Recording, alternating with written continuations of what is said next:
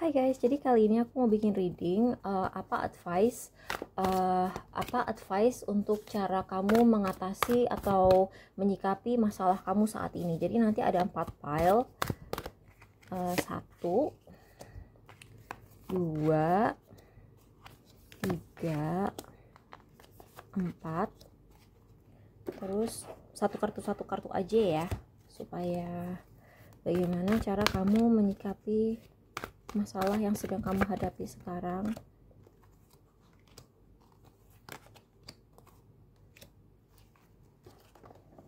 Terus Lenormandnya 2, karena kan Lenormand nggak bisa dibaca satu-satu ya. Ini intinya buat semua file, kalian jangan percaya sama apa yang orang chat ke kamu. Jadi kalau misalnya ada orang ngechat ke kamu bla bla bla gitu ya, kamu harus bisa read between the lines gitu. Kamu harus bisa kayak mengerti apa yang tersirat dari omongan dia gitu. Misalnya dia bilang, oh gue nggak mau gitu, sebenarnya mungkin dia mau tapi sok jual mahal, atau misalnya dia sebenarnya mau tapi gengsi ngaku kalau dia mau gitu. Jadi kayak segala sesuatu itu harus kamu tuh harus bisa melihat lebih dalam. Aku nggak bilang kamu harus uzon terus curigation sama orang, enggak, jangan curigaan juga, tapi kayak kamu jangan terlalu polos. Terus ini juga karena kalau enggak kesehatan kamu akan terganggu, kesehatan dan keuangan kamu bisa terganggu. Ini kayaknya ada hubungannya sama kesehatan, terus kayak komunikasi. Misalnya kamu ngerasa di gaslight sama orang gitu kan, terus kayak karena gaslightan dia kayak kesehatan mental kamu kena mental gitu-gitu. Aku pernah sih ngerasain kayak gitu, karena kan si pohon itu kesehatan dan juga longevity, kayak kayak reputasi kalian dalam jangka panjang gitu. Jadi ini aku kasih dua-dua ya. Ini buat yang belum terbiasa sama channel aku, jangan kaget ngeliat cara aku ngocok kartu ya. Aku emang suka random begini karena menurut aku lebih tulus gitu loh kartunya. Jadi ini file pertama, bagaimana cara kamu menyikapi masalah kamu. Strength in reverse, femme fatale, anak-anak, terus berhenti. Tunggu. Kalau misalnya si strength card ini biasanya kan kalau dalam keadaan tegap, ini artinya kayak manusia yang menjinakkan seekor binatang buas dengan lemah lembut. Kayak kalau misalnya di tarot yang tradisional, ini kan si kartu strength ini dia kayak ada cewek, terus kayak dia menjinakkan singa dengan megangin mulutnya si singa gitu. Dia nggak nembakin si singa itu dengan misalnya obat bius gitu kan. Ada kan orang nenangin binatang buas dengan obat bius gitu, atau kayak nangkep atau menggunakan kekerasan gitu. Nah ini datang dalam keadaan terbalik. Aku nggak bilang kalian harus pakai kekerasan ya, tentu saja tidak. Aku di channel ini tidak pernah mendukung orang menggunakan kekerasan. Tapi pesan dari kartu si Strength in Reverse ini, kamu di satu sisi kamu harus hati-hati nyentil ego orang ini. Egonya orang ini gede banget, dan dia selama ini berperilaku seperti ini karena egonya dia gede gitu. Jadi kayak kalau dia orang yang humble aja, dia nggak mungkin melakukan apa yang dilakukan ke kamu. Tapi di sisi lain, orang ini nggak bisa dibaikin kan. Kalau misalnya dalam keadaan tegap, ini pesennya pesennya itu kamu bisa ngelembutin orang ini, kamu bisa menggunakan soft power atau kekuatan. Kalau soft power bahasa Indonesianya apa ya? Soft power itu terjemahannya kayak kekuatan yang lembut gitu loh. Kayak kalau soft power itu kan dengan komunikasi, dengan kayak mendekatkan diri ke mereka, terus kayak menjalin hubungan yang baik, terus bonding gitu kan. Kalau ini orang ini nggak bisa dibaikin, karena orang ini tipe orang yang makin dibaikin dia makin akan ngelunjak, jadi dia akan semakin parah. Jadi kamu harus benar-benar tegas sama orang ini. Terus orang ini juga hati-hati, dia cenderung suka menggunakan smear campaign. Jadi dia suka ngejelek-jelekin kamu. Misalnya dia nganggep kamu, misalnya dia menginginkan uang dari kamu gitu ya, terus dia kayak nuduh-nuduh kamu, ih si ini pelit, apa tuh namanya, nanti dia selain nuntut kamu kayak nyindir kamu kayak bilang, ih kok kamu pelit sih, aku kan miskin, aku kan begini begini. Aku pernah sih ketemu orang kayak gitu. Jadi kayak dia sebenarnya tidak miskin gitu ya, dia tuh sangat-sangat berkecukupan tapi dia selalu pura-pura miskin. Yang menurut aku tuh kayak, kalau orang kaya pura-pura miskin itu kayak penghinaan gak sih terhadap orang yang benar-benar struggle gitu kan. Itu kan gak sopan juga ya bagi orang yang benar-benar mengalami kemiskinan yang real gitu, yang benar-benar besok dia gak tahu harus makan apa tapi dia pura-pura miskin. Kamu hati-hati gitu. Dan di sisi lain, orang ini punya kecenderungan untuk smear campaign. Jadi dia akan nyebarin gosip kalau kamu pelit misalnya. Terus kayak dia akan kayak ngancam-ngancam kamu, kayak misalnya bilang, lu kalau nggak kasih gue uang sekarang, gue akan nyebarin gosip kalau lu pelit, gue akan bilang ke semua kolega kerja lu kalau lu pelit gitu. Tapi di sisi lain, highlights the erotic energy of the feminine, opens your heart when your dependency is rejected. Jadi orang ini memang, when your dependency is rejected, orang ini pengen bergantung sama kamu tapi kamu tolak gitu kan. Terus kayak intinya sih, kalau misalnya aku dapat dari kartu ini, orang ini harus kayak lebih dewasa. Jadi kamu sebenarnya terbiasa sama orang yang dimanja, ngerti nggak? Jadi orang ini setelah gede, dia itu kayak misalnya ya, contohnya kamu berurusan sama seorang ani-ani gitu ya. Terus ani-ani ini kayak ngerecokin ke harmonisan rumah tangga keluarga kamu misalnya gitu ya. Dia jadi kayak begini karena dia kurang mendewasa. Jadi dia tuh kayak dia tuh walaupun misalnya umur dia udah 30, 40, 50 gitu ya, dia tuh masih berada di mindset anak-anak yang masih kayak, oh aku tuh masih harus dinafkahi sama bapak ibuku gitu. Padahal sebenarnya umurnya tuh udah 30, 40 yang harusnya dia tuh udah bagi gaji ke orang tuanya, bukan kok malah minta-minta sama orang tua gitu. Jadi kayak kalau kamu penasaran kenapa sih orang ini berperilaku seperti ini, ya karena satu, egonya gede ya, tadi egonya gede, dan dua, dia jadi terbiasa jadi orang yang gampang minta-minta sama orang, terus entitled, terus ngerasa berhak atas milik orang gitu ya, walaupun mungkin secara dasar hukum dia nggak punya dasar hukum untuk ngeklaim milik kamu gitu ya. Misalnya gini, misalnya kamu tuh sejak kecil punya mobil X gitu ya, terus mobil ini milik keluarga kamu dari turun-temurun gitu ya. Ya mobil turun-temurun, ya nggak tahu ya, mungkin mobil klasik. Terus kayak mobil itu dikasih ke kamu sama kakek kamu gitu ya. Terus orang ini ujuk-ujuk dateng, baru kenal keluarga kamu 2 bulan, dia ngerasa ini harusnya jadi punyaku. Itu kan gak ada dasar hukumnya ya. Jadi orang ini kayak saking keblinger jadi anak kecil, ngerasa berhak gitu ya, walaupun dia gak punya dasar hukum untuk ngeklaim itu, dia tuh kayak bisa merasa berhak. Jadi buat PAL 1, saran aku, kamu juga harus ngumpulin kayak screenshot omongan dia, terus kayak ngerekam omongan dia, terus kayak nyatet segala perbuatan dia, karena dia misalnya akan nyebarin gosip bahwa kamu pelit gitu ya. Kamu juga harus punya barang bukti kayak rekaman segala macam untuk membuktikan bahwa bukan kamu yang pelit tapi dia yang matre gitu ya. Jadi kayak harus hati-hati, harus dipersiapkan karena orang ini nggak bisa dibaikin. Sumpah, ini orang memang dari awal iktikadnya tidak baik ya. Mungkin dia kenalan sama kamu, berhubungan sama kamu, memang punya niat nggak baik, punya niat busuk gitu ya. Jadi apapun yang kamu lakukan, semakin kamu baikin, semakin kamu tuh akan semakin kamu, apa sih istilahnya, kalau peribahasa apa kiasan ya, pokoknya dikasih jantung minta hati gitu kan. Itu dia orangnya kayak begini. Jadi kamu harus hati-hati, kamu harus rajin mendokumentasi, oke? Buat PAL 2, bagaimana menyikapinya? Nine of Coins, Gambler, willingness to follow intuition even when others doubt you. Sebenarnya ini sebenarnya kamu nggak punya masalah, tapi kayak gini, kamu tuh sebenarnya udah stabil, kamu sebenarnya udah beruntung. Misalnya gini, kamu punya satu perusahaan kecil gitu, UMKM, terus kamu ini nggak tahu ya resonate atau enggak. Kalau ini nggak resonate buat kamu, kamu tuh sebaiknya pilih PAL yang lain karena ini spesifik banget. Misalnya kamu UMKM, terus kamu pengen buka cabang, terus kayak kamu tuh bingung gue buka cabang nggak ya, sebenarnya gue nggak punya modal. Atau misalnya kamu punya usaha, terus kayak kamu tuh kayak ngerasa, wah udah waktunya usaha gue nih rebranding gitu kan.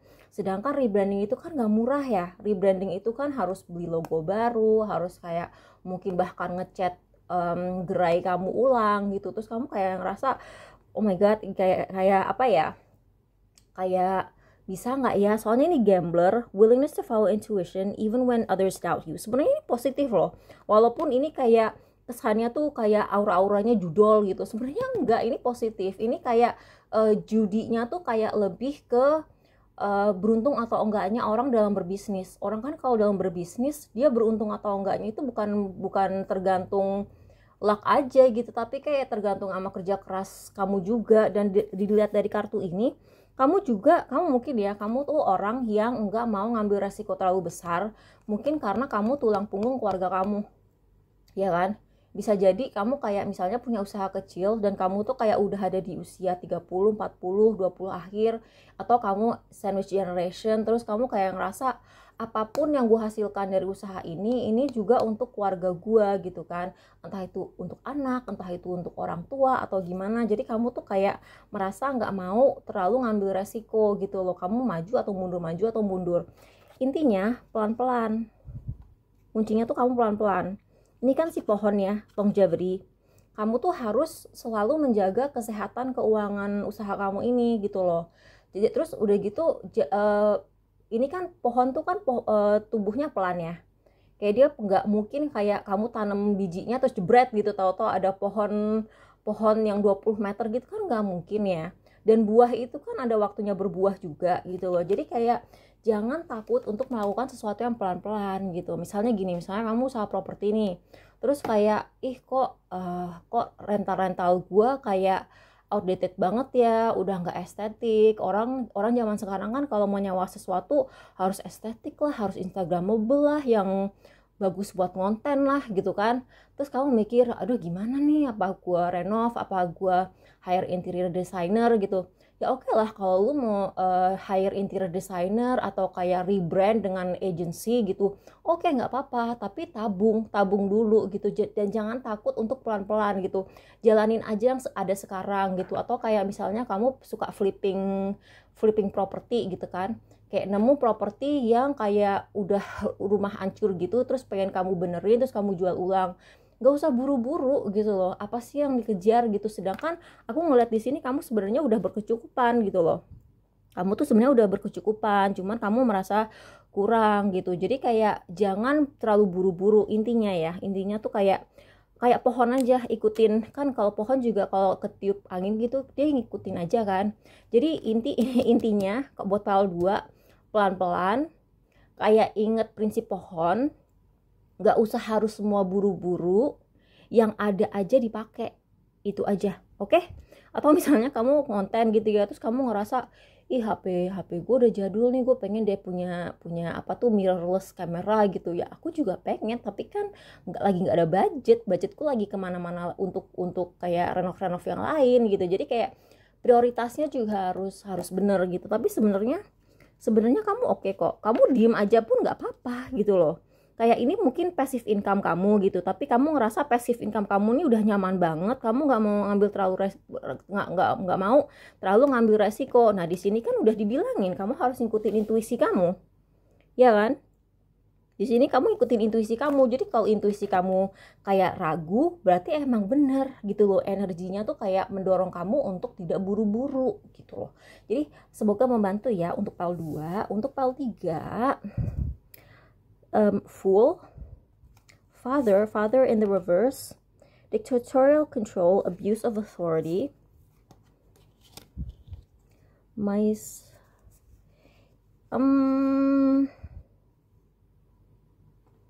ini kok ada perempuan, ada laki-laki. Ini kayaknya masalah relationship ya. Ini masalah relationship. Jadi kalau kamu adalah seorang perempuan, terus kamu lagi pacaran atau udah nikah sama seseorang, dan orang itu kayak suka ngebully kamu, si laki-laki ini suka ngebully kamu. Kayak misalnya kalau bercanda tuh selalu bawa fisik, atau kayak misalnya kalau bercanda tuh kayak agak kejem gitu. Kamu tuh harus ini ini nggak ada harusnya sih untuk pile 3 ini. Ini kayaknya cuman ngasih kamu warning aja. Ini sorry ya, ini sorry banget loh. Ini kan tadi pertanyaannya bagaimana solusi atau apa yang harus kamu lakukan untuk menyelesaikan masalah kamu gitu ya. Tapi untuk pile 3 ini kayaknya kayak nggak ada nasehatnya, tapi lebih ke warning apa yang akan terjadi kalau kamu terus-terusan sama orang ini gitu loh. Aku ngerasa dengan adanya tikus yang menggerogoti ini dan si perempuan ini, si laki-laki ini akan terus-terusan menggerogoti harga diri kamu. Dan ini bisa dibalik ya, ini bisa dibalik, bisa aja kamu yang nanya nih laki, terus kamu punya pasangan tuh perempuan, terus si perempuan ini nih kayak ngebully kamu terus gitu loh. Dan ini kayak innocence kamu, kayak apa tuh, kepolosan kamu akan hilang. Kamu tuh akan menjadi orang yang uring-uringan, kamu akan jadi orang yang stres, kamu akan jadi orang yang sedih, kayak kamu akan, ya pokoknya, ya ya tipe-tipe orang yang gak bahagia aja. Dan ini akan terlihat secara fisik dari kamu. Cuman kamu emang ini sih, kamu emang kayak ada pelindungnya ya. Kamu tuh kayak nggak tahu ya, kayaknya kayak leluhur kamu, either nenek, kakek yang udah meninggal, atau kayak leluhur yang kamu sebenarnya nggak kenal, atau kayak penjaga kamu dari sananya. Aku ngeliat, nah ini dia kayaknya kenapa pile 3 ini kayak nggak ada solusinya, tapi cuma nasehat apa yang akan terjadi. Karena kamu tuh pada dasarnya emang di apa tuh di apa tuh dilindungin sama leluhur kamu, sama yang ngejagain kamu, sama penjaga kamu. Tapi memang fase hidup ini dimana kamu harus nikah atau berpasangan sama orang ini gitu ya, kayaknya terjadi karena kamu punya daddy issues gitu. Jadi kamu tuh kayak mungkin buat yang perempuan, kalian merasa kurang disayang sama ayah kamu, sehingga kamu itu gampang terjerumus ke hubungan toksik, dimana lakinya tuh kayak misalnya kalau ngatain, orang kan kalau bercanda enggak selalu bercanda kan, ngerti kan maksud aku? Kayak misalnya ada orang bercanda ngatain orang pensiunan miskin gitu, tapi lu tuh bercanda atau emang kayak nggak mungkin orang itu nggak tahu bahwa omongan dia itu menyakitkan gitu loh. Jadi ketika dia tetap bercanda dengan kayak selalu nyerang insecurity kamu, hal-hal yang bikin kamu insecure selalu dia ejek, dia ngejeknya fisik, misalnya ngatain berat badan kamu, atau ngatain kamu tua, atau pokoknya fisik terus gitu. Orang kalau udah menghina fisik gitu, itu kayak enggak mungkin enggak dia sengaja pengen ngenain apa ya, rasa percaya diri kamu, self esteem kamu gitu. Dan orang kalau misalnya self esteemnya udah turun begitu, dia tuh akan lebih gampang diatur, lebih gampang dimanipulasi gitu. Jadi kayak buat kalian yang punya pasangan yang nggak harus KDRT fisik ya, tapi kayak yang sekedar bercandanya tuh agak keterlaluan, aku bilang hati-hati gitu ya. Cuman kalaupun kamu tuh nggak bisa keluar dari situasi ini kayaknya bukan ini ya, bukan apa ya, bukan takdir kamu untuk ada di situasi seperti ini. Jadi lama-lama pun kamu akan keluar. Tapi kamu kalau misalnya udah dikasih kesempatan untuk keluar dari hubungan ini, ya segeralah ambil gitu. Kayak ya gitulah pokoknya. aku kayak nggak ada nasehatnya, tapi kayak cuma bisa kasih gambaran apa yang sedang terjadi dan kenapa dia terjadi. Bisa jadi kamu tuh berpasangan sama laki-laki yang sekali lagi dia punya daddy issues gitu ya. Jadi dia merasa kayak mungkin dia melihat bapaknya dulu enggak becus menjadi kepala keluarga gitu ya. Jadi dia ngerasa harus seperti ini. Dia ngerasa harus seperti kayak dictatorial control, abuse of authority gitu.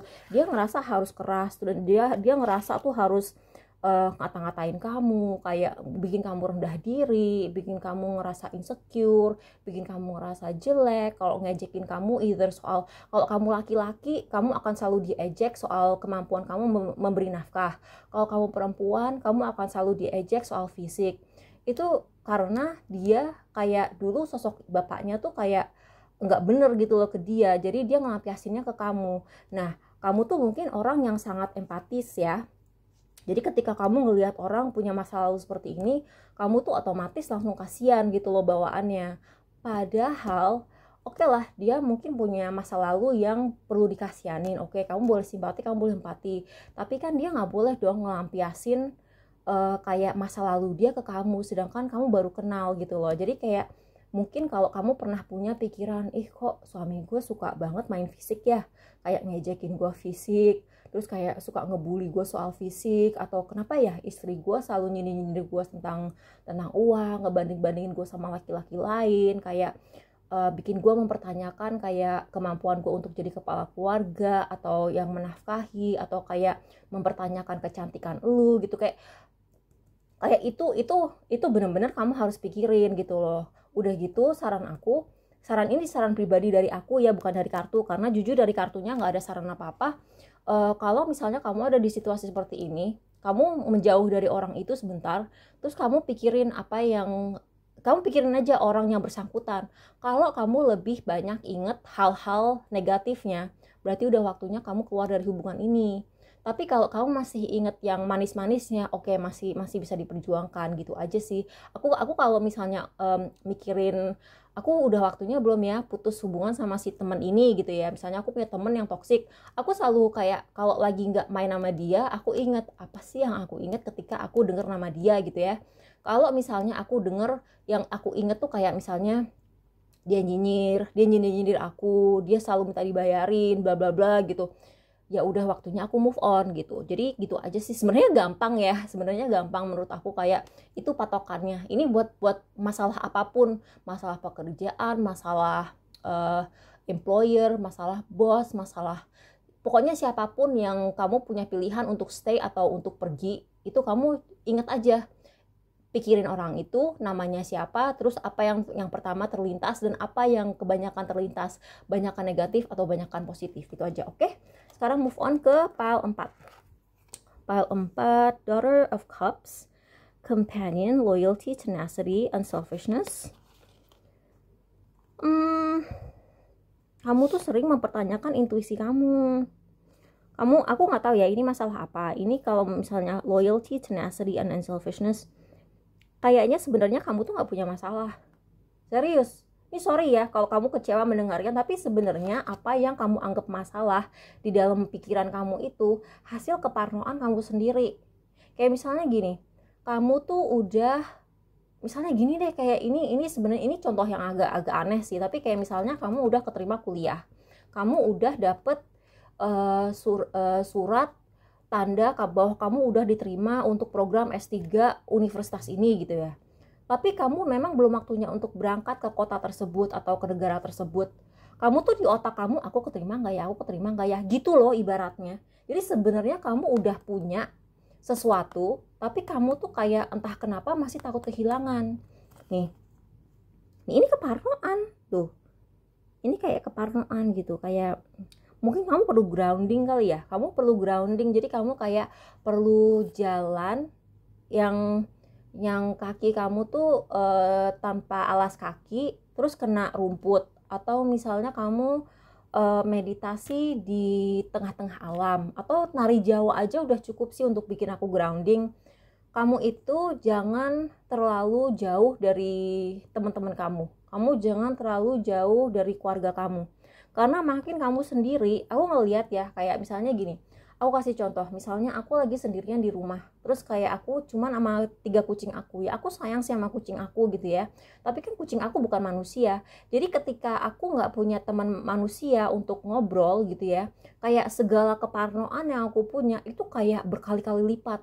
Nah kamu tuh ada di situasi seperti itu nih tuh kan, ini kan awan. Kalau di Lenormand itu awan itu yang sisi gelapnya itu sisi yang negatif, sisi yang terang itu sisi positif, dan ini jatuhnya di kanan, berarti otomatis kartu berikutnya ada di kiri dong. Nah sebenarnya positif, cuman kamu itu terlalu parno, itu aja sebenarnya. Dan sebenarnya kalau moon ini kan positif ya, sebenarnya kalau kamu nanyain energi feminin atau seorang perempuan gitu, sebenarnya outcome-nya akan positif buat kamu gitu loh. Cuman kamu itu harus menjaga hubungan baik sama orang. Jadi kayak misalnya kamu sering main-main ke rumah tante kamu sering-sering main ke rumah nyokap kamu, atau kamu sering-sering chat nyokap kamu, atau kayak misalnya ngobrol-ngobrol sama teman perempuan gitu, itu akan sangat membantu. Jadi kayak mohon maaf ya, aku bukannya mau invalidasi perasaan kamu atau gaslight kamu, tapi apa yang kamu anggap sebagai masalah itu sebenarnya hanya keparnoan kamu. Tapi yang yang kamu takutkan itu sebenarnya nggak akan terjadi. Bisa jadi kayak misalnya gini, ini contoh ekstrim ya. Kamu itu punya dasar hukum atas kepemilikan apa ya, sebuah perusahaan gitu ya. Kamu itu punya dasar hukum sebagai pemilik sebuah perusahaan. Tapi entah kenapa kamu itu kayak selalu parno bahwa ada orang baru yang akan ngambil perusahaan kamu dari kamu. Bukan dalam hal dia bikin perusahaan yang mirip terus jadi pesaing kamu, enggak. Kamu parno bahwa perusahaan kamu, badan usaha kamu itu akan diambil sama mereka. Padahal secara hukum nggak ada basisnya gitu loh. Secara hukum itu nggak akan mungkin terjadi. Jadi kayak ya sebenarnya sih solusinya kamu bergaul. Kamu mungkin, aku nggak tahu ya, mungkin kamu WFH atau kamu nggak pernah ngobrolin hal ini dengan orang lain gitu. Coba deh, atau at least ke psikolog. Kalau aku ke psikolog terus aku obrolin gitu, jadi ada satu manusia lain dan dia bisa kasih feedback. Kalau psikolog itu kan objektif ya, jadi kayak dia bisa tahu, dia bisa melihat permasalahan kamu dari sisi objektif seseorang yang nggak punya kepentingan di situ gitu kan. Kayak misalnya contoh perusahaan tadi, kamu punya perusahaan, kamu takut banget saudara kamu ada yang bakal nyuri itu perusahaan, saudara jauh nih, saudara jauh, dari dulu nggak kenal gitu, terus tahu-tahu dia muncul dalam kehidupan kamu, terus kayak kamu curiga, ini orang ngapain sih, apa dia ngincer perusahaan gue ya setelah gue sukses gitu misalnya. Nah kayak kalau kamu tanya ke saudara kamu dan saudara kamu, misalnya kamu tanya ke tante kamu dan tante kamu kebetulan pro saudara kamu, dia suka sama saudara kamu itu, mungkin tante kamu akan kasih kamu advice yang enggak objektif. Dia akan bilang, enggak kok, saudara kamu tuh baik, dia cuma nyuekin kamu aja dulu pas kamu masih susah, sekarang giliran ada maunya dia, tapi memang dia sebenarnya pada dasarnya baik gitu misalnya. Nah kalau kamu tanya sama psikolog atau kamu tanya sama ya orang yang emang profesinya adalah ngasih advice, mungkin dia bisa ngelihat dari sudut pandang yang lebih objektif. Jadi saran aku begitu satu, dan saran aku perempuan akan lebih ngasih apa, solusi yang lebih baik buat kamu. Jadi begitu aja, makasih udah nonton, semoga ini membantu. Bye.